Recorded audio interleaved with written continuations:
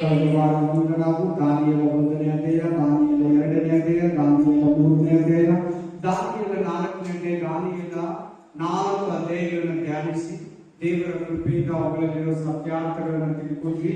ಇವತ್ತು ದೇವರು ನಮ್ಮ ಮಧ್ಯದಲ್ಲಿ ದಾನಿಯೇಲ 5ನೇ ಅಧ್ಯಾಯವನ್ನು ಧ್ಯಾನಿಸೋದಕ್ಕೆ ನಮಗೆ ಕೊಟ್ಟಿದ್ದಾರೆ. ಪ್ರತಿಯೊಬ್ಬರು ದಾನಿಯೇಲ 5ನೇ ಅಧ್ಯಾಯವನ್ನು ತೆಗೆದು ರೆವಲೇಷನ್ ಚಾಪ್ಟರ್ 5.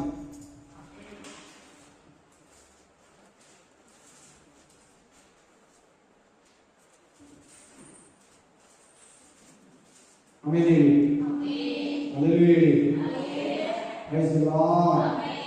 ಎಸ್ 5ನೇ ಅಧ್ಯಾಯಕ್ಕೆ ತಿಳಿಸ್ಕೊಂಡು ಮೊದಲು ವಾಕ್ಯವನ್ನು ನಾವು ಧ್ಯಾನಿಸೋಣ. ತೆಗೆದುಕೊಂಡು ಯಾರನ್ನು ಗಟ್ಟಿಯಾಗಿ ರಾಜನಾದ ಬೆಲ್ಶಚ್ಚರನು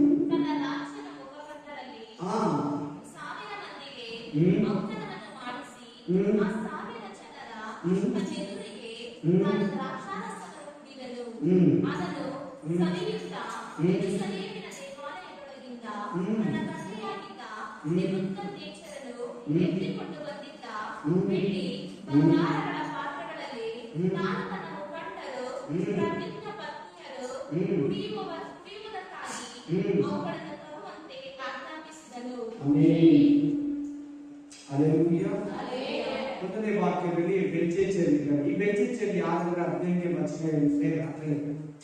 ಒಂದು 5:15 ಇರುತ್ತೆ. ನೆಬೂಕದ್ನೆಚ್ಚರನ ಮಗ. ನೋಡಿ ಒಂದ್ಸರಿ ವಾಕ್ಯ. ಅರಸೇ, ಪರಾಕ್ರಮನಾದ ದೇವರು ನಿನ್ನ ತಂದೆಯಾದ ನೆಬೂಕದ್ನೆಚ್ಚರನಿಗೆ ಅಲ್ಲಿ ಅರ್ಥ ಬರ್ತಲ್ಲ. ಹಾಗಾದ್ರೆ ಬೆಲ್ಶಚ್ಚರ್ ಯಾರು? ನೆಬೂಕದ್ನೆಚ್ಚರನ ಮಗ. ಇವನೇನ್ ಮಾಡ್ದ? 1000 ಮಂದಿಗೆ ಟ್ರೀಟ್ ಅನ್ನ, ಒಂದು ಪಾರ್ಟಿಯನ್ನ, ಒಂದು ಡ್ರಿಂಕ್ಸ್ ಪಾರ್ಟಿ ಅಂತ ಕೂಡ ಹೇಳ್ಬೋದು, ಔತರ ಕೂಟವನ್ನ ಏರ್ಪಡಿಸ್ತಾರೆ. ಏರ್ಪಡಿಸುವಾಗ ಏನಾಗ್ತಂದ್ರೆ ಹೆಂಡತಿ, ಮಕ್ಕಳು, ಪರಿವಾರ, ರಾಜಾಸನದಲ್ಲಿರೋ ಮಂತ್ರಿ, ಗೃಹಾಧಿಪತಿ, ಶತಾಧಿಪತಿ, ಬಾಬೆಲಿನ ಅರಸರು, 127 ದೇಶದ ಎಲ್ಲಾ ಪ್ರಧಾನರು, ದೇಶಾಧಿಪತಿಗಳು ಕೂಡಿ ಬಂದಿದ್ದಾರೆ. 1000 ಜನಕ್ಕೆ ಫಂಕ್ಷನ್ ಅನ್ನ ಇಟ್ಟಿದ್ದಾನೆ. ಫಂಕ್ಷನ್ ಮಾಡುವಾಗ ಏನ್ ಮಾಡ್ತಂದ್ರೆ ನೆಬೂಕದ್ನೆಚ್ಚರನು ಯೆರೂಸಲೇಮ್ ದೇವಾಲಯವನ್ನ ಸ್ವರೆ ಮಾಡುವಾಗ, ಯೆರೂಸಲೇಮ್ ದೇಶವನ್ನ ಸ್ವರೆ ಮಾಡುವಾಗ ದೇವಾಲಯದಲ್ಲಿ ತಂದಿದ್ದಂತ ಪಾತ್ರೆಗಳನ್ನ, ಬೆಳ್ಳಿ ಬಂಗಾರದ ಪಾತ್ರೆಗಳನ್ನ ತಂದು ತನ್ನ ದೇವರ ಆಲಯದಲ್ಲಿ ಇಟ್ಟಿದ್ದ. ಎಲ್ಲಿ?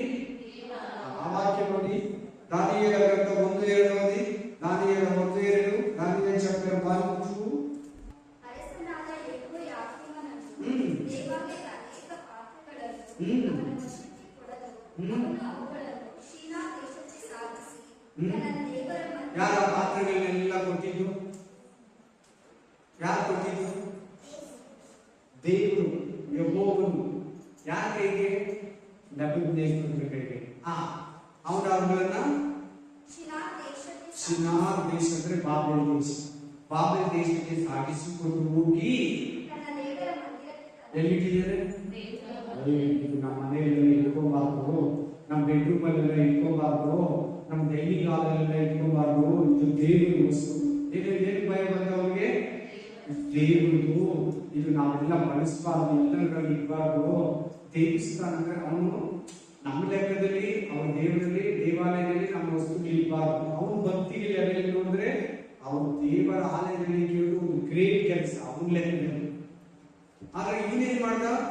ತಂದು ತನ್ನ ಹೆಂಡತಿ, ಮಕ್ಕಳು, ಪರಿವಾರ, ದೇಶಾಧಿಪತಿ, ಮಂತ್ರಿಗಳು ಎಲ್ಲರೂ ಕುಡಿದು ಕುಪ್ಪಳಿಸಿದರು.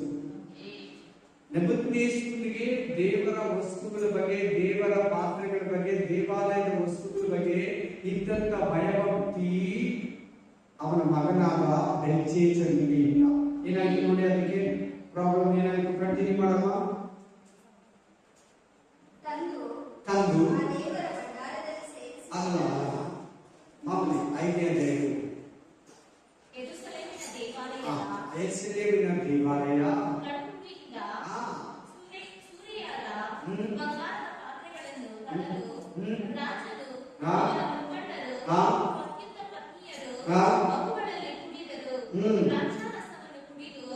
ಬಂಗಾರ, ಬೆಳ್ಳಿ, ತಾಮ್ರ, ಕಬ್ಬಿಣ, ಮರಕಲ್ಲುಗಳ ದೇವರುಗಳನ್ನು ಸ್ತುತಿಸಿದರು. ಆದರೆ ಒಬ್ಬನ ಕೈಯ ಬೆರಳುಗಳು ಒಂದು ದೀಪಸ್ತಂಭದ ಎದುರಿಗೆ ಅರಮನೆಯ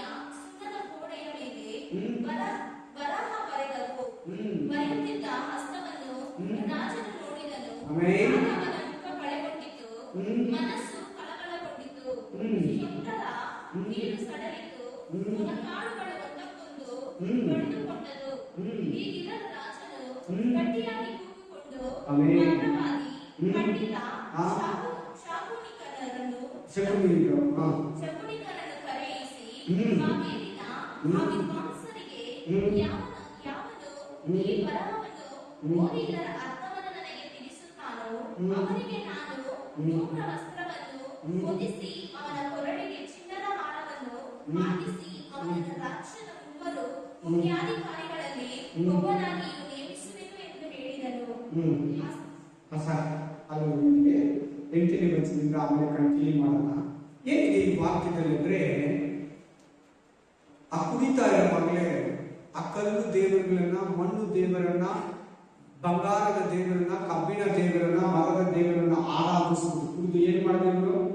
ಆರಾಧಿಸುವಾಗಲೇ ಅರಮನೆಯ ಗೋಡೆ ಎದುರಿಗೆ ಒಂದು ಸುಣ್ಣದ ಗೋಡೆಯಲ್ಲಿ ಒಂದು ಕೈ ಬರಹ, ಏನ್ ಬರಹ? ಕೈ ಬರಹ ಬರೆದು ಮೇನೆ ಮೇನೆ ಸಕೆಲ್ಗೆ, ಏನೇನೇ ಮೇನೆ ಮೇನೆ ಸಕೆಲ್ಗೆ ಉಪಾರ ಅಂತ ಬರೆದು ಪೇರಿಸ್, ಮೇನೆ ಮೇನೆ ತೇಕೆ ಪೇರಿಸ್. ಅಲ್ಲೆಲ್ಲೂಯಾ. ಈ ಮಾತನ್ನ ಬರೆದ್ಬಿಟ್ಟು 5ನೇ ಅಧ್ಯಾಯ 25ನೇ ವಚನದಲ್ಲಿದೆ ವಾಕ್ಯ.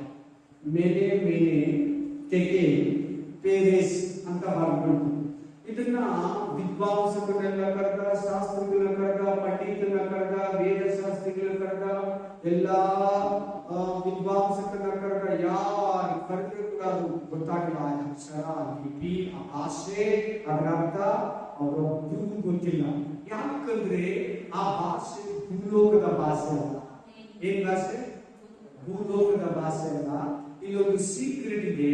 ಆ ಬರೆದಂತ ಭಾಷೆ ಅನ್ಯ ಭಾಷೆ.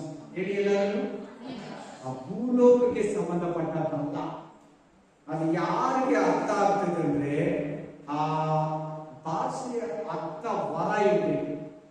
ವಿವಿಧ ವಾಣಿಗಳನ್ನು ಆಡುವ ವರ ಅವ್ರಿಗೆ ಮಾತ್ರ ಗೊತ್ತಾಗುತ್ತೆ. ಆ ವರ ದಾನಿಯಲ್ಲಿತ್ತು. ಈ ಬರಹವನ್ನು ನೋಡಿದ ತಕ್ಷಣ ಬೆಲ್ಶಚ್ಚರನಿಗೆ ನಡುಕ, ಭಯ, ದಿಗಿಲು, ಸತ್ತೋಗ್ತೀನಿ ಅನ್ನೋದು, ಭೀತಿ, ಕೈ ಕಾಲು ಮುಡ್ಕೊತಾ ಇರೋದು, ಪ್ರತಿ ಒಂದು ಕೂಡ ಅವನಿಗೆ ಆಗ್ತಾ ಇದೆ. ಅವನಿಗೆ ತುಂಬಾ ಗಾಬರಿ ಆಗೋಯ್ತು, ತುಂಬಾ ಭಯ ಆಗೋಯ್ತು. ಯಾರು ಇಲ್ಲ, ಎಲ್ಲರೂ ಬಂದು ನೋಡಿದ್ರು. ಪ್ರತಿಯೊಬ್ರು ಕೂಡ ನನಗಾಗಲ್ಲ, ನನಗೆ ಗೊತ್ತಿಲ್ಲ, ಏನು ಯಾರು ಹೇಳಕ್ಕಾಗಲ್ಲ, ಮನುಷ್ಯರು ಯಾರು ಹೇಳಕ್ಕಾಗಲ್ಲ. ರಾಜು ಇನ್ನೂ ಹೆಚ್ಚಾಗಿ ಭಯ ಆಗೋದು.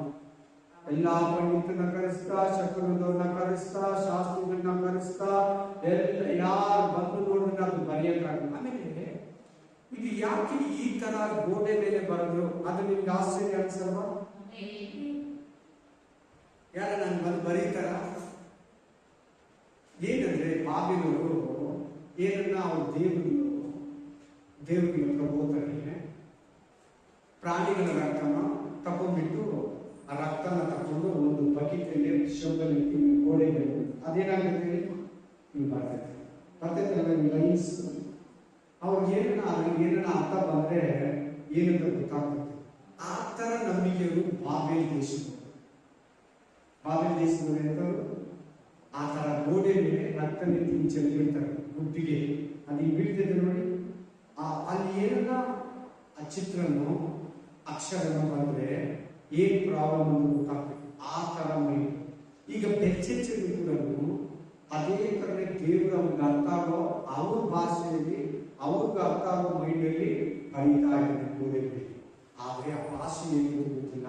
ಅದನ್ನು ಬಂದಿರೋದು ಗಾಳಿ ಮೇಲೆ ಮೇಲೆ ತೆಕೆ ಪೇರಿಸ್ ಅಂತ ಬರ್ಬಿಟ್ಟು ಯಾರ ಕೈಯಲ್ಲಿ ನೋಡಕ್ಕಾಗಿಲ್ಲ. ಇವತ್ತು ಅದಕ್ಕೆ ಯಾರಿಗೆ ಪವಿತ್ರಾತ್ಮ ವರ ಇದೆಯೋ ಆ ಪವಿತ್ರ ಆತ್ಮ ವರ ಜೊತೆಯಲ್ಲಿ ವಿವಿಧ ಭಾಷೆಗಳನ್ನ ಆಡೋ ವರ ಇದ್ರೆ ಅದನ್ನು ಕೂಡ ಯಾರು ಹೇಳಕ್ಕಾಗಲ್ಲ. ಆ ವರ ಯಾರಿಗಿದೆಯೋ ಅರ್ಥವನ್ನ ಬಿಚ್ಚಿ ಹೇಳೋ ವರ ಅವರು ಮಾತ್ರ ಹೇಳೋಣ. ಚರ್ಚುಗಳಲ್ಲಿ ಅನೇ ಭಾಷೆ ಮಾತಾಡ್ತಾರಲ್ಲ ದೇವ ಜನರು, ಆ ವರ ಇರೋರು ವಿವಿಧ ವಾಣಿಗಳನ್ನ ಆಡುವ ವರ, ಭಾಷೆಗಳನ್ನ ಮಾತಾಡುವ ವರ, ಹೊಸ ಭಾಷೆಗಳನ್ನು ಆಡುವ ವರ ಯಾವ ರೀತಿ ಅವರು ಮಾತಾಡ್ತಾರೆ. ಆ ಮಾತಾಡುವಾಗ ಯಾರು ಹೇಳಕ್ಕಾಗಲ್ಲ ನೋಡಿ. ಕೆಲವು ಪುಸ್ತಕಗಳಲ್ಲಿ ಕೂಡ ಹೇಳಕ್ಕಾಗಲ್ಲ. ಆ ವರ ಯಾರಿಗಿದೆಯೋ ಅವರು ಮಾತ್ರ ಏನ್ ಮಾತಾಡ್ತಾ ಇದ್ರೆ ಅವನ್ನ ಹೇಳಕ್ಕಾಗುತ್ತೆ.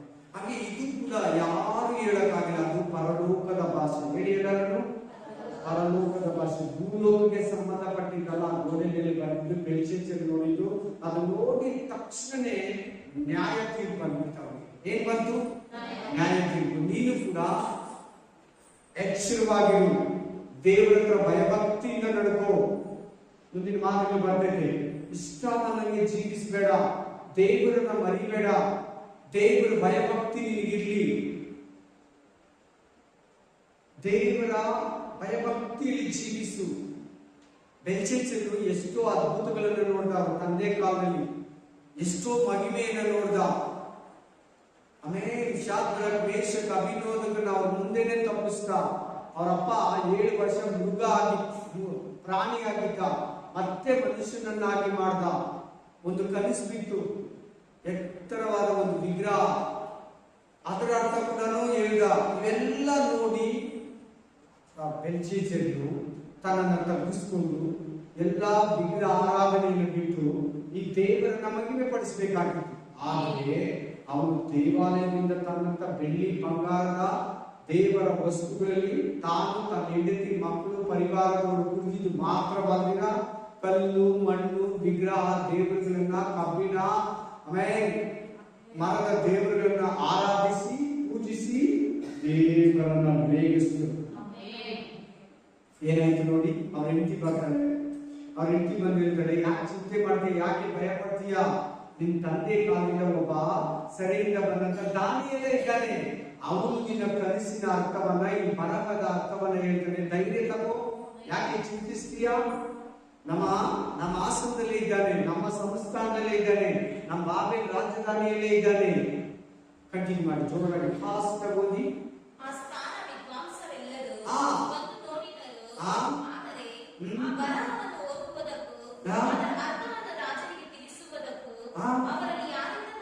ಯಾಕೆ? ಅದು ಭೂಲೋಕದ ಭಾಷೆ ಅಲ್ಲ. ಏನ್ ಭಾಷೆ ಅಲ್ಲ? ಭೂಲೋಕದ ಭಾಷೆ ಅಲ್ಲ, ಭೂಲೋಕದ ಅಕ್ಷರನೂ ಅಲ್ಲ.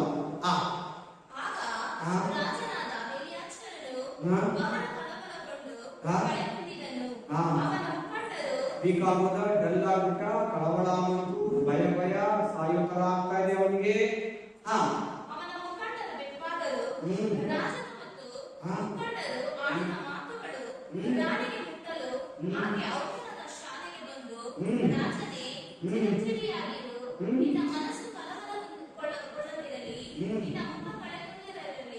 ಪರಿಶುದ್ಧ ದೇವರುಗಳ ಆತ್ಮವು ನೆಲೆಸಿರುವ ಒಬ್ಬನಿನ ರಾಜ್ಯದಲ್ಲಿದ್ದಾನೆ. ದೇವರುಗಳ ಜ್ಞಾನಕ್ಕೆ ಸಮಾಧಾನವಾದ ಜ್ಞಾನವು, ವಿವೇಕವು, ಬುದ್ಧಿ, ಪ್ರಕಾಶವು ನಿನ್ನ ತಂದೆಯ ಕಾಲದಲ್ಲಿ ಅವನೊಡನೆ ಕಂಡು ಬಂದವು.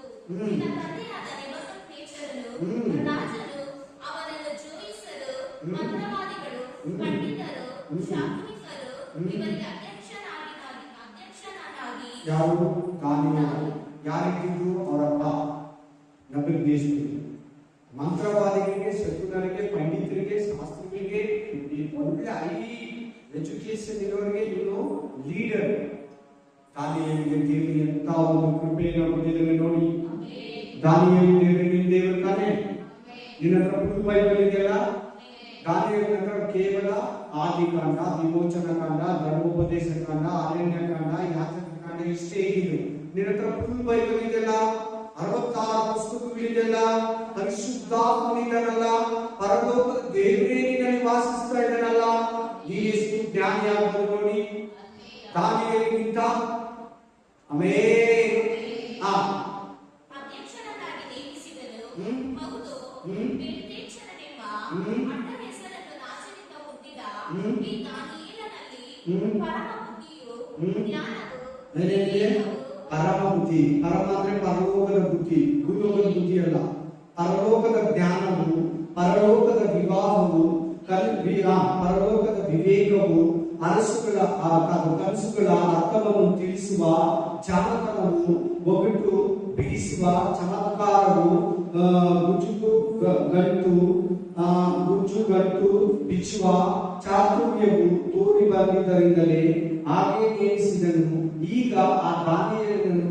ತಿಳಿಸಿದರೆ ಅವನು ಬರಹದ ಅರ್ಥವನ್ನು ವಿಚಾರಿಸುವನು ಎಂದಳು. Hallelujah, praise the Lord. ಅಲ್ಲಿ ದಾನಿಯೇಲನು ಎಷ್ಟು ಜ್ಞಾನವನ್ನ, ವಿವೇಕವನ್ನ, ತಿಳುವಳಿಕೆಯ ಬುದ್ಧಿಯನ್ನ, ವರಗಳನ್ನ, ಪವಿತ್ರಾತ್ಮನನ್ನ ಕೊಟ್ಟಿದ್ದಾನೆ. ನಿನಗೆ ಕೊಡಲ್ವಾ? ನಿನ್ನಿಂದ ಬಲಪಡಿಸಲ್ವಾ? ನಿನಗೆ ತಿಳಿಸಲ್ವಾ? ನೋಡಿ, ಅವರ ಹೆಂಡತಿಗೆ ಅರ್ಥ ಆಗಿದೆ ದಾನಿಯೇಲ ಯಾರಂತ. ಯಾಕೆ ಬೆಲ್ಶಚ್ಚರನಿಗೆ ಅರ್ಥ ಆಗಿಲ್ಲ? ಯಾಕೆ ಬೆಲ್ಶಚ್ಚರನಿಗೆ ಜ್ಞಾನ ಬಂದಿಲ್ಲ? ಯಾಕೆ ಬೆಲ್ಶಚ್ಚರನು ದಾನಿಯೇಲನ ಮರೆತು ಬಿಟ್ಟ? ಸೊಸೆಗೆ ಗೊತ್ತಾಗ್ತದೆ, ಮಗನಿಗೆ ಗೊತ್ತಾಗ್ತಾ ಇಲ್ಲ. ಏನಾಗಿದೆ ಅವನಿಗೆ? ಮೈಂಡು ಕಳವ, ದಿಗಿಲು ಬಂದಿದೆ, ಕಾಲಲ್ಲಿ ಹೊಡ್ಕೊತಾ ಇದೆ, ಅದರ್ತಾ ಇದ್ದಾನೆ, ಶೇಕ್ ಆಗ್ತಾ ಇದ್ದಾನೆ, ನೆಟ್ಟಿಗೆ ನಿಲ್ಲಕ್ಕಾಗ್ತಾ ಇಲ್ಲ, ಬೆಡ್ ಮೇಲೆ ಮಲಗಕ್ಕಾಗ್ತಾ ಇಲ್ಲ. ಆ ಸ್ಟೇಜ್ಗೆ ನಾವು ಯಾರು ಹೋಗಬಾರ್ದು. ಪ್ರತಿನಿತ್ಯ ದೇವರಲ್ಲಿ ಭಯಭಕ್ತಿ ನೀರು ಬೆಲ್ಶಚ್ಚರನ ದೇವರನ್ನು ನೋಡಿ, ದೇವರ ಮಹಿಮೆಯನ್ನು ನೋಡಿ, ದೇವರ ಕೃಪೆಯನ್ನು ನೋಡಿ, ದೇವರ ಮಹತ್ವವನ್ನು ನೋಡಿ ಮತ್ತೆ ಮತ್ತೆ ಮತ್ತೆ ಮತ್ತೆ ಅಜ್ಞಾನವಾಗಿ ಜೀವಿಸಬೇಡ. ಒಳಗೊಳಗೆ ವಿಗ್ರಹಗಳನ್ನು ಪೂಜಿಸಬೇಡ. ನೀನು ಕೂಡ ಕೋಪ ವಿಗ್ರಹಾರಾಧನೆ, ಹಠ ವಿಗ್ರಹಾರಾಧನೆ, ಬೇಸರ ಮಾಡ್ಕೊಳ್ಳೋದು ವಿಗ್ರಹಾರಾಧನೆ, ಬಟ್ಟೆ ಕಿಚ್ಚಿಕೊಳ್ಳೋದು ವಿಗ್ರಹಾರಾಧನೆ, ಹಣದಾಸೆ ವಿಗ್ರಹಾರಾಧನೆ ಮರಿಬೇಡ. ಆಮೇಲೆ ದಾನಿಯೇಲನನ್ನು ಸನ್ನಿಧಿಗೆ ಬರಮಾಡಲು ರಾಜನು ಅವನಿಗೆ, ರಾಜನಾದ ತಂದೆಯು ಯೆಹೂದದಿಂದ ಕೈದಿಗಳಾಗಿ ತಂದು ಸೆರೆ ಮಾಡಿದ ಯೆಹೂದ್ಯರ ದಾನಿಯೇಲನೆಂಬವನು ನೀನು, ದೇವರುಗಳ ಆತ್ಮವು ನಿನ್ನಲ್ಲಿ ನೆಲೆಸಿ ಪರಮ ಜ್ಞಾನವು, ವಿವೇಕವು, ಬುದ್ಧಿ, ಪ್ರಕಾಶವು ನಿನಗುಂಟೋ ಎಂದು ಕೇಳಿದನು. ಕೇಳಿದ್ದೇನೆ. ಈಗ ಈ ಬರಹವನ್ನು ಓದಿ ಇದರ ಅರ್ಥವನ್ನು ನನಗೆ ತಿಳಿಸುವುದಕ್ಕಾಗಿ ವಿದ್ವಾಂಸರನ್ನು, ಮಂತ್ರವಾದಿಗಳನ್ನು ಸಮ್ಮುಖಕ್ಕೆ ಬರಮಾಡಲು ಅವರು ಇದರ ಅರ್ಥವನ್ನು ವಿವರಿಸಲಾರದೆ ಹೋದರು. ನೀನು ಗುಡಾರ್ಥವನ್ನು ವಿವರಿಸಿ ಗುಜ್ಜು ಗುಟ್ಟುಗಳನ್ನು ಬಿಚ್ಚು ಬಲ್ಲವನಾಗಿದ್ದಿ ಎಂಬ ಸಮಾಚಾರವನ್ನು ನನಗೆ ಮುಟ್ಟಿದೆ. ಈ ಬರಹವನ್ನು ಓದಿ ಇದರ ಅಭಿಪ್ರಾಯವನ್ನು ನನಗೆ ತಿಳಿಸಲು ನಿನ್ನಿಂದಾದರೆ ನನಗಾಗಿ ನಿನಗೆ ಧೂಮವರ್ಣ ವಸ್ತ್ರವನ್ನು ಹೊದಿಸಿ, ನಿನ್ನ ಕೊರಳಿಗೆ ಚಿನ್ನದ ಹಾರವನ್ನು ಹಾಕಿಸಿ, ನಿನ್ನನ್ನು ರಾಜ್ಯದ 3 ಮುಖ್ಯಾಧಿಕಾರಿಗಳಲ್ಲಿ ಒಬ್ಬನನ್ನಾಗಿ ನೇಮಿಸುವೆನು ಎಂದು ಹೇಳಿದನು. ಆಗ ದಾನಿಯೇಲನು ಸನ್ನಿಧಿಯಲ್ಲಿ, ನಿನ್ನ ದಾನಗಳು ನಿನಗೇ ಇರಲಿ, ಹಲ್ಲೆಲೂಯಾ, ನಿನ್ನ ಬಹುಮಾನಗಳು ಮತ್ತೊಬ್ಬನಿಗಾಗಲಿ, ಆದರೆ ನಾನು ನಿನ್ನ ಬರಹವನ್ನು ಓದಿ ಅದರ ಅರ್ಥವನ್ನು ರಾಜನಿಗೆ ತಿಳಿಸುವೆನು. ಆಮೇನ್. ಯಾಕೆ ಅಂತ ಗೊತ್ತಾ? ಅವನಿರೋದಿಲ್ಲ, ಅವನೇನಾಗಲ್ಲ, ಬೆಲ್ಶಚ್ಚರನಿದ್ರಲ್ಲ, ಸತ್ತೋಗ್ತಾನೆ. ಅವನು ಕೊಟ್ಟಿದೆ ಇರ್ತೈತೆ, ಅವನ ರಾಜ್ಯನೇ ಇರಲ್ಲ, ಬಾಬೆಲ್ ಸಾಮ್ರಾಜ್ಯನೇ ಹೋಗ್ಬಿಡ್ತೈತೆ. ಅದಾದ್ಮೇಲೆ ಮೇದಿಯ ಪೆರಿಸಿಯ ಸಾಮ್ರಾಜ್ಯ ಬರ್ತೈತೆ. ನಿನ್ ಬಹುಮಾನ, ನಿನ್ ದಾನಗಳು ನಿನ್ನ ಹತ್ರನೇ ಇರಲಿ. ನಾನು ಮುಟ್ಟಲ್ಲ, ನಿಮ್ಮ ಅಪ್ಪ ಹತ್ರ ಇಸ್ಕೊಂಡೆ, ನಿನ್ನ ಹತ್ರ ಇಸ್ಕೊಳ್ಳಲ್ಲ, ನನಗೆ ಬೇಡ. Amen, hallelujah, praise God. ಹಾಗೆ ಏನಂತ ಮಾತಾಡ್ತಾನೆ ನೋಡಿ ದಾನಿಯೇಲ, ಅರಸೇ, ಪರಾತ್ಮನಾದ ದೇವರು ನಿನ್ನ ತಂದೆಯಾದ ನೆಬೂಕದ್ನೆಚ್ಚರನಿಗೆ ರಾಜ್ಯ, ಮಹತ್ವ, ಮಾನ, ಸನ್ಮಾನಗಳನ್ನು ದಯಪಾಲಿಸಿದನು. ಯಾಕಂದ್ರೆ ದೇವರನ್ನ ರಾಜನನ್ನಾಗಿ ಮಾಡಿರೋದು ನೆಬೂಕದ್ನೆಚ್ಚರನನ್ನ ದೇವರು, ಪರಲೋಕದ ಯೇಸು ಸ್ವಾಮಿ. ಆದ್ರೆ ಅದನ್ನ ಮರೆತು ಬಿಟ್ರು. ಅವರ ಅಪ್ಪನೂ ಮರೆತು ಬಿಟ್ಟ, ಮಗನೂ ಮರೆತು ಬಿಟ್ಟ. ನೋಡ, ಅದನ್ನೇ ವಿವರಿಸ್ತಾನೆ. ಈ ಮಹತ್ವ, ವರ, ಸನ್ಮಾನಗಳನ್ನು ದಯಪಾಲಿಸಿದನು. ಈ ಮಹತ್ವ ವರದ ನಿರ್ಮಿತ ಸಕಲ ಜನಕುಲ ಭಾಷೆಗಳವರು ಅವನ ಮುಂದೆ ಬೆಚ್ಚಿ ಬಿದ್ದರು, ಬೆಚ್ಚಿ ಬೆದರಿದರು. ಹೆಂಗ್ ನಡೆಸ್ತಾ ಇದ್ರು ಇವರಪ್ಪ? ನೆಬೂಕದ್ನೆಚ್ಚರನು ಗದರಿಸ್ತಾ ಇದ್ದ ಜನಗಳನ್ನ. ಹೆಂಗ್ ಮಾಡ್ತಾ ಇದ್ದ? ನಡಬೇಕಾಗಿತ್ತು, ಅವ್ರ ಮುಂದೆ ಬಂದ ಕಾಲಲ್ಲಿ ಬೀಳ್ಬೇಕಾಗಿತ್ತು. ಹಾಗೆಲ್ಲ ಮಾಡಬಾರ್ದು, ಹಾಗೆಲ್ಲ ಮಾಡಿಸ್ಕೋಬಾರ್ದು. ಇವತ್ತಿನಿರೋ ಮುಖ್ಯಮಂತ್ರಿ ಆಗಲಿ, ಪ್ರಧಾನ ಮಂತ್ರಿ ಆಗಲಿ, ರಾಜ್ಯಪಾಲರಾಗಲಿ, ರಾಷ್ಟ್ರಪತಿ ಆಗಲಿ, ಅಧಿಕಾರಿಗಳಾಗಲಿ, ಹಾಗೆಲ್ಲ ಮಾಡಿಸ್ಕೋಬಾರ್ದು. ಎರಡು, ಅವ್ರಿಗೆ ಅಧಿಕಾರ ಕೊಟ್ಟಿರೋದು ಯಾರು? ದೇವರು. ಕೇಳಿಸ್ಕೊಂತ ಇಲ್ಲ ನೀವು ಯಾರು? ನೋಡು ಕೈ ಕಟ್ಟ ತಲೆ, ಒಂದೊಂದು ಮಾತು ಕೂಡ ಕೇಳಬೇಕು. ಆಮೇಲೆ ಇನ್ನೇನ್ ಮಾಡೋದು? ನೆಬೂಕದ್ನೆಚ್ಚರನು ನೋಡಿ ಬೇಕಾದವರನ್ನ ಕೊಲ್ಲಿಸ್ತಾ. ಇವತ್ತು ರಾಜಕಾರಣಿಗಳು ಮಾಡ್ತಾ ಇದ್ದಾರಾ? ಕೊಲ್ಲಿಸ್ತಾರ? ಕೊಲಿಸಲ್ವಾ? ಅಧಿಕಾರಿಗಳನ್ನ, ಇನ್ಸ್ಪೆಕ್ಟರ್ಗಳನ್ನ, CBIನ, ಮನುಷ್ಯನ, ಮಾಮೂಲಿನ ಜನಗಳನ್ನ ಏನ್ ಮಾಡ್ತಾ ಇರ್ತಾರೆ? ಇವತ್ತು ಕೂಡ ಮಂತ್ರಿಗಳು, ರಾಜಕಾರಣಿಗಳು ಕೊಲ್ಲಿಸ್ತಾರೆ. ಎರಡನೇದು. ಮೂರನೇದು, ಬೇಕಾದವನ್ನ ಅವ್ರು ಏನೇ ತಪ್ಪು ಮಾಡಲಿ, ಎಷ್ಟೇ ಅನ್ಯಾಯ ಮಾಡಲಿ, ಎಷ್ಟೇ ದೊಡ್ಡ ಪ್ರಾಬ್ಲಮ್ ಕೇಸ್ ಮಾಡ್ಕೊಂಡಿರ್ಲಿ, ಕೊಲೆ ಮಾಡಿರ್ಲಿ, ಮೋಸ ಮಾಡಿರ್ಲಿ, ಅವ್ರನ್ನ ಬೇಲಿ ಕೊಟ್ಟು ಅವ್ರ ಕೇಸುಗಳೆಲ್ಲ ಮುಚ್ಚಾಕಿ ಹೊರಗಡೆ ತರ್ತಾರೆ. ಆಮೇಲೆ ಗೊತ್ತಾಯ್ತಾ? ರಾಜಕಾರಣಿಗಳಂದ್ರೆ ಹೆಂಗಿರ್ತಾರೆ ಗೊತ್ತಾಯ್ತಾ? ಆ ನೆಪದೇಶದವರಿಗಿತ್ತು. ಆಮೇಲೆ ಮನಸ್ಸು ಬಂದವರನ್ನ ತನಗೆ ಯಾರು ಬೇಕೋ ಅವರಿಗೆಲ್ಲ ಪೋಸ್ಟ್ ಕೊಟ್ಟ, ಕೆಲಸ ಕೊಟ್ಟ, ಉದ್ಯೋಗ ಕೊಟ್ಟ, ವಿಧಾನಸೌಧದಲ್ಲಿ, ಪಾರ್ಲಿಮೆಂಟ್ ಅಲ್ಲಿ. ಆಮೇಲೆ ಏರಿಸಿದನು ಮನಸ್ಸು ಬಂದವರನ್ನ. ನೋಡಿ ಇವತ್ತು ಹಂಗೆ ತಾನೆ ಅಧಿಕಾರಿಗಳನ್ನ ಟ್ರಾನ್ಸ್ಫರ್ ಮಾಡೋದು, ಇವ್ರಿಗೆ ಅಲ್ಲಾಕೋದು, ಬೇಡದಿರೋನ್ನ ಇವ್ರು ನನಗೆ ಸ್ವಲ್ಪ ಕರೆಕ್ಟ್ ಆಗಿ ಕೆಲಸ ಮಾಡ್ತಾನೆ, ನಾನು ಹೇಳಿದ್ ಮಾಡಲ್ಲ ಅಂತ ಬೇರೆ ಡಿಸ್ಟ್ರಿಕ್ಟ್ಗೆ, ಬೇರೆ ಸ್ಟೇಟ್ಗೆ, ಬೇರೆ ಶಿಫ್ಟ್ ಮಾಡ್ಬಿಡ್ತಾರೆ. ಸ್ಟೇಟ್ಗೆ, ಸೆಂಟ್ರಲ್ ಗೌರ್ಮೆಂಟ್, ಸ್ಟೇಟ್ ಗೌರ್ಮೆಂಟ್. ಆಮೇಲೆ ದೇಶ ಪೂರ್ತಿ, ಪ್ರಪಂಚ ಪೂರ್ತಿ ಹೆಚ್ಚಾಗಿ ಇದು ನಡೀತಾ ಇದೆ. ಎಷ್ಟು ಕರೆಕ್ಟ್ ಆಗಿ ದೇವರು ಬರೆದಿಟ್ಟಿದ್ದಾನೆ ನೋಡಿ. ನವದೇಶವನ್ನು ಹೆಂಗೆ ಆಡಳಿತ ಮಾಡ್ತಾ ಇದ್ದ ದುರಹಂಕಾರದಿಂದ, ನಾನು ತನಗಿಷ್ಟ ಬಂದಾಗ ಕೊಲಿಸೋದು, ಬದುಕಿಸೋದು, ಸಾಯಿಸೋದ ಬದುಕಿಸೋದು ಮಾಡ್ದ. ಗಲ್ಲಿಗೇರಿಸೋದೆಲ್ಲ ಬೆಳೆಸಿದ ಯಾರು? ನವದೇಶವನ್ನು. ನೆಕ್ಸ್ಟ್ ಏನ್ ಮಾಡ? ಹೀಗೆ ಅವನ ಹೃದಯವು ಉಬ್ಬಿ ಅವನ ಸ್ವಭಾವವು ಜಡವಾಗಿ ಅವನಿಗೆ ಸುಖೇರಲು ಅವನನ್ನು ರಾಜ್ಯಸಿಂಹಾಸನದಿಂದ ತಳ್ಳಿ ಮಾನವನ್ನೇ ತೆಗೆದುಬಿಟ್ಟು. ಆಮೇಲೆ ಅಷ್ಟೇ ಅಂದ್ರೆ ಅವನನ್ನು ಏನ್ ಮಾಡ್ದ? ಮನುಷ್ಯನಾಗಿದ್ದ ಅವನನ್ನ ಮೃಗವನ್ನಾಗಿ, ಒಂದು ಪ್ರಾಣಿಯನ್ನಾಗಿ ಮಾಡಿದ ದೇವರು. ಅವನು ನರಜಾತಿಯವರೊಳಗಿಂದ ನೂಕಲ್ಪಟ್ಟನು. ಅವನ ಬುದ್ಧಿಯು ಮೃಗ ಬುದ್ಧಿಯಾಯಿತು. ಆ ಕಾಡು ಕರ್ತೆಯೊಂದಿಗೆ ವಾಸಿಸಿದನು. ಪರಾತ್ಪರನಾದ ದೇವರ ಮನುಷ್ಯರ ರಾಜ್ಯದಲ್ಲಿ ರಾಜನಾಗಿ ಅವನ ಮೇಲೆ ತನಗೆ ಬೇಕಾದವರನ್ನು ನೇಮಿಸುತ್ತಾನೆ ಎಂಬುದು ಅವನಿಗೆ ತಿಳಿದು ಬರುವ ತನಕ ದನಗಳಂತೆ ಹುಲ್ಲು ಮೇಯುವುದೇ ಅವನ ಗತಿಯಾಯಿತು. ಆಕಾಶದ ಇಬ್ಬನಿ ಅವನ ಮೈಯನ್ನೇ ಸುತ್ತಿತ್ತು. ಪ್ರಾಣಿಗಳ ತರ ಇದ್ದ, ಹುಲ್ಲನ್ನ ಮೇಯ್ತಾ ಇದ್ದ, ಕಾಡು ಕತ್ತೆ ಜೊತೆ ತಿರುಗ್ತಾ ಇದ್ದ. ಚಪ್ಪಲಿ ಇಲ್ಲ, ಬಟ್ಟೆ ಇಲ್ಲ, ಮಂಜು ಬೀಳ್ತಾ ಇತ್ತು, ಮಳೆ ಬೀಳ್ತಾ ಇತ್ತು, ಬಿಸಿಲು ಬೀಳ್ತಾ ಇತ್ತು, ಎಲ್ಲಂದ್ರಲ್ಲಿ ಮಲ್ಕೊತಾ ಇದ್ದ. ಅದಕ್ಕಿಂತ ಮುಂಚೆ ಅರಮನೆಯಲ್ಲಿ ಸಿಂಹಾಸನದಲ್ಲಿ ಕೂತು ಉಯ್ಯಾಲೆಯಲ್ಲಿ ತೂಗ್ತಾ ಇದ್ದ, ಬೆಣ್ಣೆ ತುಪ್ಪವನ್ನ ಭಜಿಸ್ತಾ ಇದ್ದ. ಹಲ್ಲೆಲೂಯಾ. ನೋಡಿ ನೋಡಿ ನೋಡಿ ನೋಡಿ, ಒಂದು ವಾಕ್ಯ ಓದಿ ಅದ್ರ ಜೊತೆಲಿ ಅಲ್ಲೇ ಇಟ್ಕೊಂಡು ತಿರ್ಗಾ 22ನೇ ವಚನ Proverbs 29:23, ಜ್ಞಾನೋಕ್ತಿಗಳು 29:23. ಬೇಗ ಬೇಗ ಬೇಗ.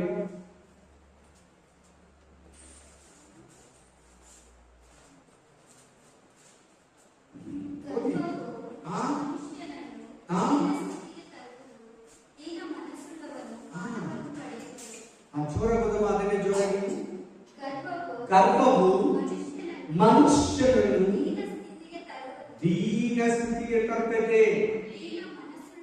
ಸಾಕು. ನವದೇಶದಲ್ಲಿ ಏನ್ ಬಂತು? ಗರ್ಭ ಬಂತು. ನಾನು ಕಟ್ಟಿದ ಮಹಾಬಾಬಿಲೋನ್. ಅಯ್ಯೋ, ನನಗೆ ಪರಲೋಕ ದೇವರು ಕೊಟ್ಟಿದ್ದು, ಈ ಪೊಸಿಷನ್ ದೇವರು ಕೊಟ್ಟಿದ್ದು. ಆಮೇಲೆ ನಾನಲ್ಲ, ಈ ದೇವರಿಂದ ನಾನು ಇಷ್ಟು ಬೆಳೆದಿದ್ದೀನಿ ಅನ್ನಲಿಲ್ಲ ಅವನು. ನಾನು ಕಟ್ಟಿದ ಮಹಾಬಾಬಿಲೋನ್ ಅಂತ ಕೊಚ್ಕೊಂಡಂತೆ, ಗರ್ವ ಪಟ್ಟಂತೆ. ಅದನ್ನ ದಾನಿಯೇಲ ಅವರ ಮಗನಾದ ಬೆಲ್ಶಚ್ಚರನಿಗೆ ವಿವರಿಸ್ತಾ ಇದ್ದಾನೆ. ಗರ್ವ ನಮ್ಮನ್ನ ಏನ್ ಮಾಡ್ತದೆ? ಗರ್ವ ನಿನ್ನಲ್ಲಿ ನನ್ನಲ್ಲಿದೆ ಏನ್ ಮಾಡ್ತದೆ? ದೀನ ಸ್ಥಿತಿಗೆ ತರ್ತದೆ. ಇವಾಗ ಬೆಲ್ಶಚ್ಚರನಿಗೂ ಅದೇ ಬಂದಿದೆ. 7 ವರ್ಷ ಕೂಡ ನಬೂಕದ್ನೆಚ್ಚರನು ಕೂಡ ದೀನ ಸ್ಥಿತಿಗೆ ಬಂದ್ಬಿಟ್ಟ. ಬಹಳ ಮಂದಿ ಕುಗ್ಗೋಗಿದ್ದಾರೆ. ಅಹಂಕಾರಿಗಳು, ಮಂತ್ರಿಗಳು, ದೊಡ್ಡವರು, ಹಣವಂತರು ಬರಿದಾಗಿದ್ದಾರೆ. ಇವತ್ತು ಕೂಡ ಪ್ರಜೆಗೆ ನಮ್ಮ ಭೂಮಿ ಮೇಲೆ ಪ್ರೀತಿಯ ಸಹೋದರ ಸಹೋದರಿ, ಗರ್ವ ನಿನ್ನ ಹತ್ರ ಇರಬಾರ್ದು, ಅಹಂಕಾರ ನಿನ್ನ ಹತ್ರ ಇರಬಾರ್ದು, ಕೊಚ್ಕೊಳ್ಳೋದು ನಿನ್ನ ಹತ್ರ ಇರಬಾರ್ದು, ನಾನೇ ಅನ್ನೋದು ನಿನ್ನ ಹತ್ರ ಇರಬಾರ್ದು. ಈ ಉದಾಹರಣೆಗೆ ಇದ್ದಾರೆ. ಒಬ್ಬನು ನಬೂಕದ್ನೆಚ್ಚರನು, ಎರಡನೇದು ಅವ್ರ ಮಗನಾಗಿರೋ ಬೆಲ್ಶಚ್ಚರನು. ನಬೂಕದ್ನೆಚ್ಚರ ಸತ್ತೋಗಿದ್ದಾನೆ. ಅವ್ರ ಮಗ ಕೂಡ ಅದೇ ಅಹಂಕಾರ, ಅದೇ ಗರ್ವ, ಅದೇ ನಾನು ಅನ್ನೋದು, ಅದೇ ನಂದು ಅನ್ನೋದು ಇದೆ. ಅವರು ಏನಂತ ಹೇಳ್ಕೊಟ್ಟೆ ನಿಮಗೆ ಅವಾಗಲೇ? ವಿಗ್ರಹಾರಾಧನೆ. ಕ್ರಿಸ್ತು ಏನ್ ಗೊತ್ತಾ, ಮನೆಯಲ್ಲಿರೋ ಫೋಟೋಗಳೆಲ್ಲ ಬಿಸಾಕಿರ್ತಾರೆ, ಒಳಗಡೆ ವಿಗ್ರಹ ಆರಾಧನೆ ಬಿಟ್ಟಿರಲ್ಲ. ಹಠ ಮಾಡೋದು, ಕೋಪ ಮಾಡೋದು, ಜಗಳ ಮಾಡೋದು, ಹಣದಾಸೆ, ಇದೆಲ್ಲ ವಿಗ್ರಹ ಆರಾಧನೆ ಮರಿಬೇಡ. ವ್ಯಭಾಚಾರ, ವಿಗ್ರಹ ಆರಾಧನೆ ಮರಿಬೇಡ. ಒಳ್ಳೆ ಟೈಮು, ಕೆಟ್ಟ ಟೈಮು, ರಾಹುಕಾಲ, ಗುರುಕಾಲ, ಈ ಮನೆ ಸರಿ ಇಲ್ಲ, ಇದೆಲ್ಲ ವಿಗ್ರಹ ಆರಾಧನೆ ಮರಿಬೇಡ. ಬೆಚ್ಚಿಚೆಟ್ ಏನ್ ಮಾಡ್ದ, ಅವ್ರ ಹೆಂಡತಿ ಮಕ್ಕಳೆಲ್ಲ ಏನ್ ಮಾಡ್ತು, ಪರಿವಾರ ಎಲ್ಲ ಏನ್ ಮಾಡ್ತು, ಕಲ್ಲು, ಮಣ್ಣು, ಆಮೇಲೆ ಮರ, ಚಿನ್ನ, ಬಂಗಾರ, ಕಬ್ಬಿಣ, ದೇವರುಗಳನ್ನ, ಡ್ರಿಂಕ್ಸ್ ಅನ್ನ ಕುಡಿದು ಆರಾಧಿಸುವುದು. ಬಂತು ನೋಡಿ ಅವನಿಗೆ ನ್ಯಾಯ ತೀರ್ಪು. ಬಂದಿಲ್ವಾ? ದೇವರ ಮಗುವಾಗಿರೋ ನೀನು, ದೇವರ ಮಗನಾಗಿರೋ ನೀನು, ದೇವರ ಮಗಳಾಗಿರೋ ನೀನು, ದೇವ ಸೇವಕಿಯಾಗಿರೋ ನೀನು, ದೇವ ಸೇವಕನಾಗಿರೋ ನೀನು, ನಿನ್ನಲ್ಲಿ ಗರ್ವ ಆಗಲಿ, ಕೊಚ್ಕೊಳ್ಳೋದಾಗ್ಲಿ, ಆಕಾರ ಆಗಲಿ, ಒಳಗಡೆ ವಿಗ್ರಹ ಆರಾಧನೆ ಆಗಲಿ ನಿನ್ನಲ್ಲಿರಬಾರದು. ಈ ಪಾಠದಲ್ಲಿ ನೀನು ಕಲಿಬೇಕಾಗಿರೋ, ಅವರಪ್ಪ ನೋಡಿ ಬುದ್ಧಿ ಕಲಿಬೇಕಾಗಿತ್ತು ತಾನೇ ಬೆಲ್ಶಚ್ಚರು. ಆದ್ರೆ ಬುದ್ಧಿ ಕಲ್ತಿಲ್ಲ. ಅದಕ್ಕಿಂತ ಮೋಸವಾಗಿ ನಡ್ಕೊಂಡ ದೇವರ ಆಲಯದಿಂದ ತಂದಂತ ಬೆಳ್ಳಿ ಬಂಗಾರ ಪಾತ್ರೆಗಳಲ್ಲಿ ತಿಂದು ಕುಡಿದು ವಿಗ್ರಹಗಳನ್ನ ಪೂಜಿಸಿದ. ಅವುಗಳನ್ನ ಬಿಟ್ಬಿಡ್ಬೇಕಾಗಿತ್ತು ವಿಗ್ರಹ ಆರಾಧನೆಯನ್ನು. ಅದನ್ನೇ ಕೆಳಗಡೆ ಎಕ್ಸ್ಪ್ಲೇನ್ ಮಾಡ್ತಾರೆ ನೋಡಿ. 22ನೇ ವಚನ 5ನೇ ಅಧ್ಯಾಯ, ದಾನಿಯೇಲ 5:22, ದಾನಿಯೇಲ 5:22. ಬೆಲ್ಶಚ್ಚರನೇ, ಅವನ ಮಗನಾದ ನೀನು ಇವುಗಳನ್ನೆಲ್ಲ ತಿಳ್ಕೊಂಡರೂ ನಿನ್ನ ಮನಸ್ಸನ್ನು ತಗ್ಗಿಸಿಕೊಳ್ಳಿಲ್ಲ, ಅಹಂಕಾರ ಬಿಟ್ಟಿಲ್ಲ, ಕೋಪ ಬಿಟ್ಟಿಲ್ಲ, ಸುಳ್ಳು ಹೇಳೋದು ಬಿಟ್ಟಿಲ್ಲ, ಜಗಳಾಡೋದು ಬಿಟ್ಟಿಲ್ಲ, ಸಾಯೋರ್ನ ಬದುಕಿಸೋರ್ನ ಸಾಯಿಸೆ, ಬೇಕಾದವ್ರನ್ನ ನೀನು ಉಳಿಸ್ಕೊಂಡೆ, ಬೇಡದವ್ರನ್ನೆಲ್ಲ ಸಾಯಿಸೆ, ಅನೇಕ ಮಂತ್ರಿಗಳನ್ನ ಟ್ರಾನ್ಸ್ಫರ್ ಮಾಡಿದೆ, ಅನ್ಯಾಯವಾಗಿ ಆಳದೆ, ಜನಗಳನ್ನ ಕೋಪ ಎಬ್ಬರಿಸಿದೆ, ಅವ್ರನ್ನ ನೋಡಿದ್ರೆ ಭಯ ಪಡೋದನ್ನ ನಡುಗಿಸಿದೆ. ನಿನಗೆ ಅಧಿಕಾರ ಕೊಟ್ಟಿದ್ದು ಪರಲೋಕ ದೇವರನ್ನ ಗೊತ್ತಿಲ್ವಾ? ನಿಮ್ಮ ಅಪ್ಪನಿಗಾಗಿ ಇನ್ಸಿಡೆಂಟ್ ಇಂದ ನೀವು ಬುದ್ಧಿ ಕಲ್ತಿಲ್ವಾ? ಬೆಲ್ಶಚ್ಚರನೇ, ಪರಲೋಕ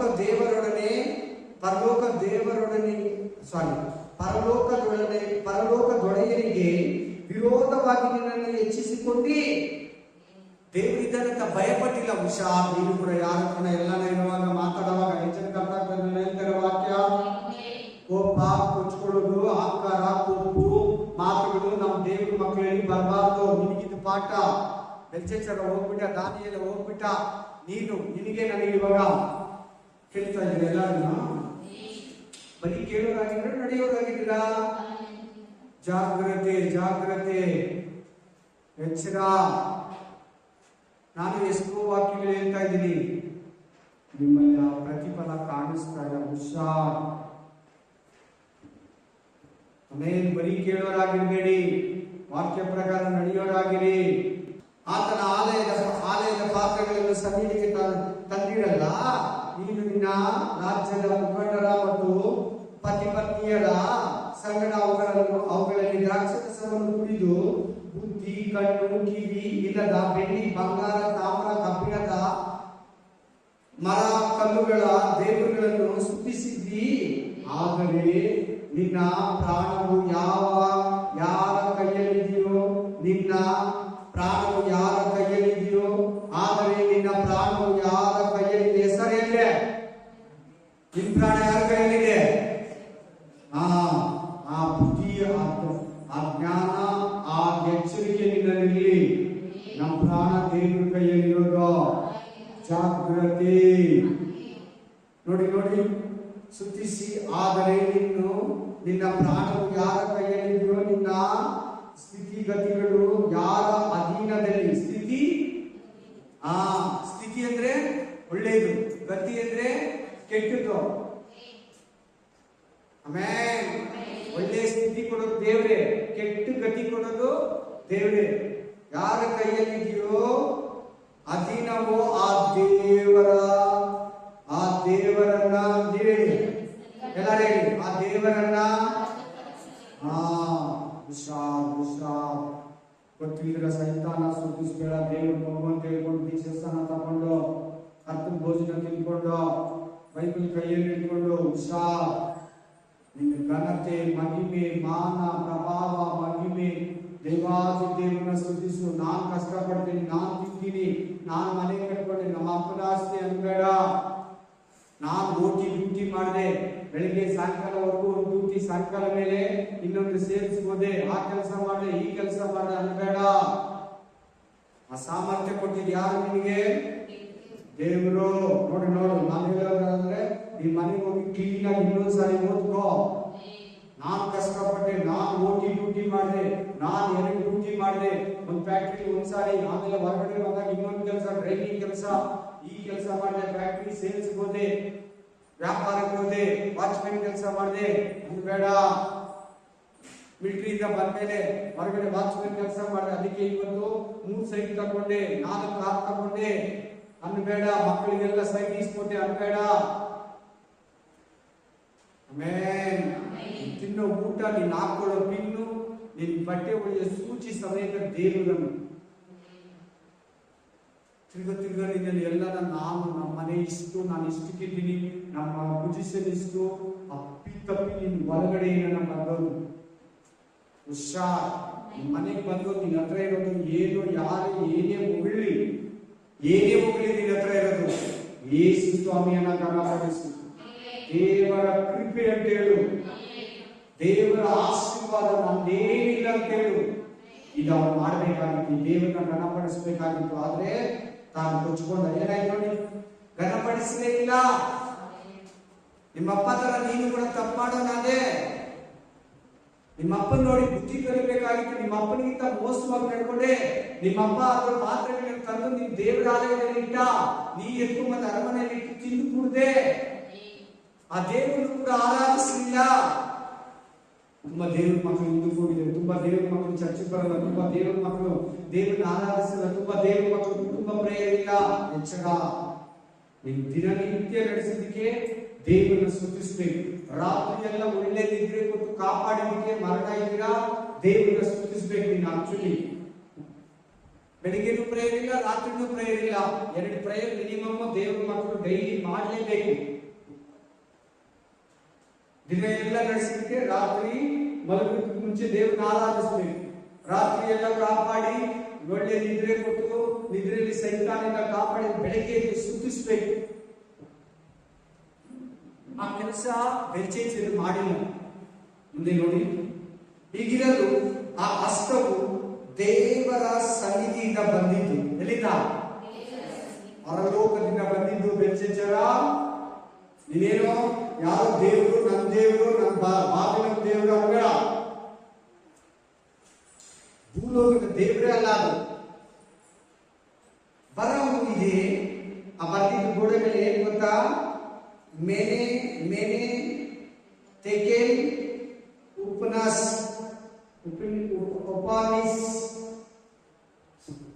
ಉಪಾಸಿ.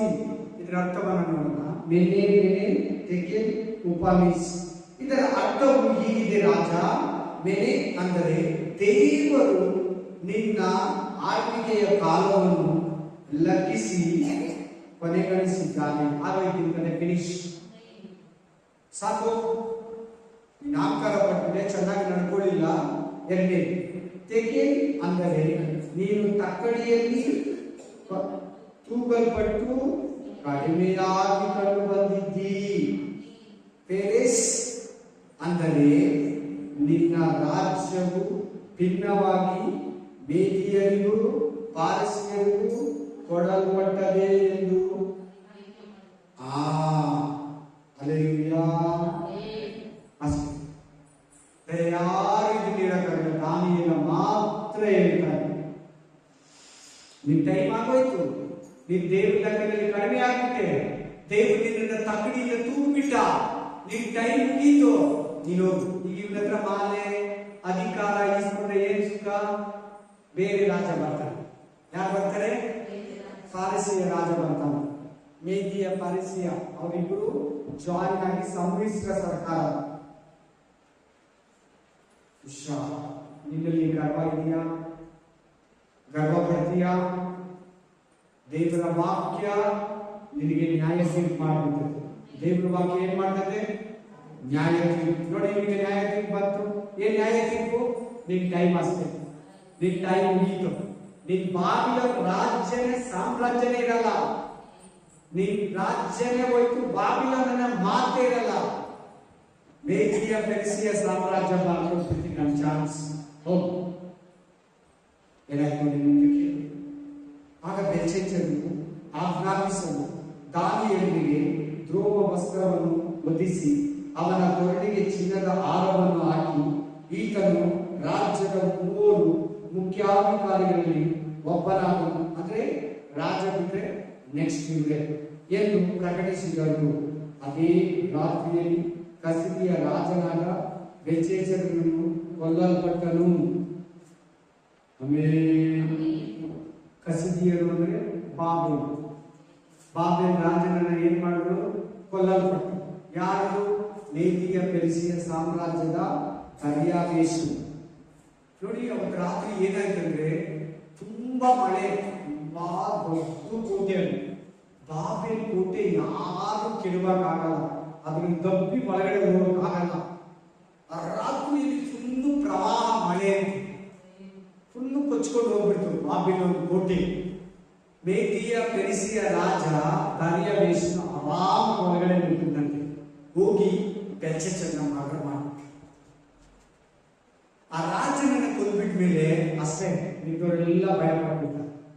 ಹೆಂಡತಿ ಮಕ್ಕಳು ಸಾಮ್ರಾಜ್ಯ ಎಲ್ಲ ಕಂಪ್ಲೀಟ್ ಅವ್ರಿಗೆ ಅಡ್ಡ ಬಿಡ್ಬೇಕು. ಆ ರಾಜನಿಗೆ ಒಬ್ಬ ರಾಜ ಬಂದು ಇನ್ನೊಂದು ರಾಜ ಮೇಲೆ ಬಿದ್ದ ಮೇಲೆ ಎಲ್ಲ ಕಂಪ್ಲೀಟ್ ಅಧೀನ. ಇವರಿಗೆ ಜಯ ಘೋಷ ಕೂಗಬೇಕು. ಅದೇ ರಾತ್ರಿಯಲ್ಲಿ ಕಸಿದಿಯ ರಾಜನಾದ ಬೆಲ್ಶಚ್ಚರನು ಕೊಲ್ಲಲ್ಪಟ್ಟನು. ಮೇದಿಯನಾದ ದರ್ಯಾವೇಶನು ರಾಜ್ಯವನ್ನು ತೆಗೆದುಕೊಂಡನು. ಅವನ ವಯಸ್ಸು ಹೆಚ್ಚು ಕಡಿಮೆ 62. ಹೋಯ್ತು. ಬಾಬಿಲೋನ್ ಸಾಮ್ರಾಜ್ಯ ಆದ್ಮೇಲೆ ಯಾರು? ಬಂಗಾರದ ತಲೆ ಆದ್ಮೇಲೆ ಯಾರು? ಕೈಗಳು ಭುಜ ಬೆಳ್ಳಿ. ಬೆಳ್ಳಿಯ ಯಾರು? ಮೇದಿಯ ಪೆರ್ಸಿಯ ಸಾಮ್ರಾಜ್ಯ. ಒಂದು ಕೈ ಮೇದಿಯ, ಇನ್ನೊಂದು ಕೈ ಪೆರ್ಸಿಯ. Praise the Lord. ಹಲ್ಲೆಲೂಯಾ. ಚೆನ್ನಾಗಿ ಕೇಳಿ, ಗಮನ ಕೊಟ್ಟು ಕೇಳಿ. ದೇವರಿಗೆಲ್ಲ ಅಧಿಕಾರ ಇದೆಯಾ? ಇವತ್ತು ಎಷ್ಟೋ ದೇವರ ಮಕ್ಕಳು ಬಿದ್ದೋಗಿದ್ದಾರೆ, ಎಷ್ಟೋ ದೇವ ಸೇವಕರು ಬಿದ್ದೋಗಿದ್ದಾರೆ, ಎಷ್ಟೋ ವಿಶ್ವಾಸಿಗಳು ಆಶೀರ್ವಾದದಿಂದ ಬಿದ್ದೋಗಿದ್ದಾರೆ, ಜ್ಞಾನದಲ್ಲಿ ಬಿದ್ದೋಗಿದ್ದಾರೆ, ಪ್ರಾರ್ಥನೆಯಲ್ಲಿ ಬಿದ್ದೋಗಿದ್ದಾರೆ, ಆತ್ಮೀಯತೆಯಲ್ಲಿ ಬಿದ್ದೋಗಿದ್ದಾರೆ. ಏನ್ ಕಾರಣ? ಯಾಕೆ? ಅಹಂಕಾರ, ಗರ್ವ, ಬೋಧಕರು ವರಗಳಲ್ಲಿ, ಆತ್ಮಿಕತೆಯಲ್ಲಿ, ಜ್ಞಾನದಲ್ಲಿ, ವಿವೇಕದಲ್ಲಿ, ತಿಳುವಳಿಕೆಯಲ್ಲಿ ಅವ್ರು ಕೊಟ್ಟಂತ ಜ್ಞಾನ, ಅವ್ರು ಕೊಟ್ಟಂತ ಆಶೀರ್ವಾದ, ಅವ್ರು ಕೊಟ್ಟಂತ ಸೇವೆ, ಅವ್ರು ಕೊಟ್ಟಂತ ಆತ್ಮಗಳು, ಕುಟುಂಬಗಳು, ಸಭೆ, ಉದ್ಯೋಗ, ದೇವರ ಮಕ್ಕಳಿಗೆ ಕೆಲಸ, ಫ್ಯಾಕ್ಟರಿ, ಬಿಸ್ನೆಸ್ ಕೊಟ್ಟರು, ದೇವರನ್ನ ಬಿಟ್ಟರು, ಹಣವನ್ನ ಪೂಜಿಸಿದ್ರು, ಆಸ್ತಿಯಲ್ಲಿ ಸಂತೋಷ ಪಟ್ಟರು, ಪ್ರಾರ್ಥನೆಯನ್ನು ನಿಲ್ಲಿಸಿತು, ಸೇವೆಗಳಿಗೆ ಗಮನ ಕೊಟ್ಟಿಲ್ಲ, ಆತ್ಮಗಳ ಬಗ್ಗೆ ಭಾರ ಹೋಯಿತು. ಏನಾಯ್ತು? ಕತೆ ಮುಗಿಯಿತು. ಇವತ್ತು ತುಂಬಾ ಜನ ಆಶೀರ್ವಾದ ಕಳ್ಕೊಂಡಿದ್ದಾರೆ. ಯಾಕೆ? ಗರ್ವ. ನಿಜ ದೇವರನ್ನ ಬಿಟ್ಟು ವಸ್ತುಗಳನ್ನ, ಆಸ್ತಿಯನ್ನ, ದುಡ್ಡನ್ನ, ಮನುಷ್ಯರನ್ನ ಆರಾಧಿಸಿದ್ರೆ ದೇವರು ಒಪ್ಪುತ್ತಾನೆ. ದೇವರು ಏನ್ ಮಾಡ್ತಾನೆ? ಈ ಕಲ್ತ್ಕೋ ಪಾಠ. ಇದ್ರ ಬಗ್ಗೆ ಯಾವತ್ತು ವಾಕ್ಯ ಬರ್ತಿತ್ತು, ಎರೇಮಿಯನಿಗೆ ಹೇಳ್ತಾನೆ. ಆ ವಾಕ್ಯ ಕೇಳಿ, ಈ ಸಾಮ್ರಾಜ್ಯ ಹೋಗ್ಬಿಡ್ತದೆ, ಅದನ್ನ ಕೆಡುತ್ತಾರೆ, ಅದನ್ನ ಬಂದು ದೊಬ್ಬುತ್ತಾನೆ. ಮೇದಿಯ ಪೆರ್ಸಿಯ ಸಾಮ್ರಾಜ್ಯ ಬರ್ತೈತೆ, ಬಾಬಿಲೋನ್ ಸಾಮ್ರಾಜ್ಯ ಮುಗಿದಿದೆ ಅಂತ ಮುಂಚೆನೆ ಪ್ರವಾದನೆ ಇತ್ತು. ಆ ವಾಕ್ಯ ತಗೊಳ್ಳಿ, ಎರೇಮಿಯ 51:11. ಬೇಗ ಎರೇಮಿಯ 51:11. ಜೆರೆಮಿಯ ಚಾಪ್ಟರ್ 51:11. ಯೆಹೋವನು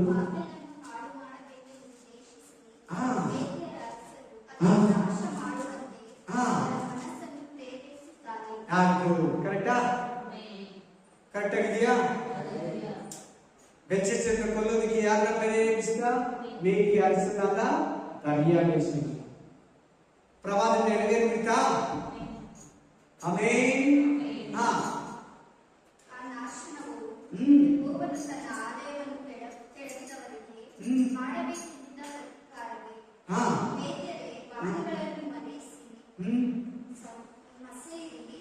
ಸನ್ನದ್ಧ ಬಾಗಿಲು ಕೋಟೆಗೆ ಎದುರಾಗಿ ಧ್ವಜವೆತ್ತಿರಿ, ಧಾನ್ಯವನ್ನು ಬಲಪಡಿಸಿರಿ, ಕಾವಲುಗಾರರನ್ನು ನಿಲ್ಲಿಸಿರಿ, ಮುಚ್ಚುಗಾರರನ್ನು ಗೊತ್ತು ಮಾಡಿರಿ. ಯೆಹೋವನು ಬಾಗಿಲಿನವರ ವಿಷಯದಲ್ಲಿ ನುಡಿದಿದ್ದ ಚಿತ್ತಕ್ಕೆ ತಾನು ನೆರವೇರ್ತಾ ಇಲ್ವಾ? ಬಾಬೆಲ್ ಸಾಮ್ರಾಜ್ಯ ಹೋಯ್ತಾ?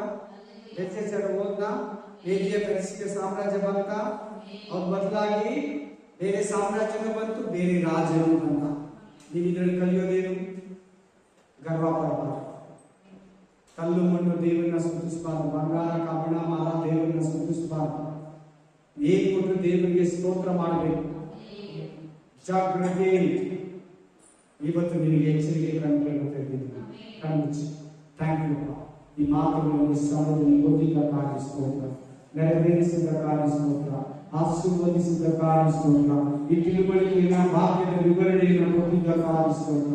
ಏಸಯ್ಯ, ನಾವು ಗರ್ವ ಪಡಬಾರದು, ಆಕಾರ ಪಡಬಾರದು. ನಾವು ದೇವರಲ್ಲಿ ಭಯಭಕ್ತಿ ಉಳ್ಳವರಾಗಿರ್ಬೇಕು. ನಾವು ಇಷ್ಟ ಬಂದಂಗೆ ನಡೀಬಾರದು, ನಾವು ಇಷ್ಟ ಬಂದಂಗೆ ಜೀವಿಸಬಾರದು. ನಾನು ನಂದು ನಾನು ನಾನು ಅನ್ಬಾರ್ದು. ದೇವರು ಪರಲೋಕದ ದೇವರು. ನನ್ನ ಹತ್ರ ಏನಿದೆ ಒಂದೊಂದು ಕೂಡ ದೇವರು ಕೊಟ್ಟಿರೋದು. ನಾನು ಬದುಕಿರೋದು ದೇವರ ಕೃಪೆಯಿಂದ. ಒಂದು ಸೇವಕನು, ಒಂದು ಸೇವಕನಿಗೆ, ಒಂದು ವಿಶ್ವಾಸ, ಒಂದು ಸಮಸ್ಯೆ ಯಾವಾಗಲೂ ನಿನ್ನಲ್ಲಿ ಭಯಭಕ್ತಿ ಉಳ್ಳವರಾಗಿರಬೇಕು. Thank you Jesus. ಈ ವಾಕ್ಯದ ವಿವರಣೆಗಾಗಿ ಸ್ತೋತ್ರ. ಆಶೀರ್ವದಿಸಿ, ಬಲಪಡಿಸಿ, ಯೇಸುವಿನ ನಾಮದಲ್ಲಿ ನಡೆಸಿಕೊಂಡು. ಆಮೆನ್. ಹಲ್ಲೆಲೂಯಾ. ನಮ್ಮ ಕರ್ತನಾದ ಯೇಸು ಕ್ರಿಸ್ತನ ಕೃಪೆಯು, ದೇವರ ಪ್ರೀತಿಯು, ಪವಿತ್ರಾತ್ಮನ ಅನುಮತಿ ಯಾವಾಗಲೂ ಎಂದೆಂದಿಗೂ ಇದೆಲ್ಲರ ಸಂದರ್ಭದಲ್ಲಿ. Amen. Amen. Amen. Praise the Lord. Praise the Lord. Hallelujah. Amen. Praise the lord.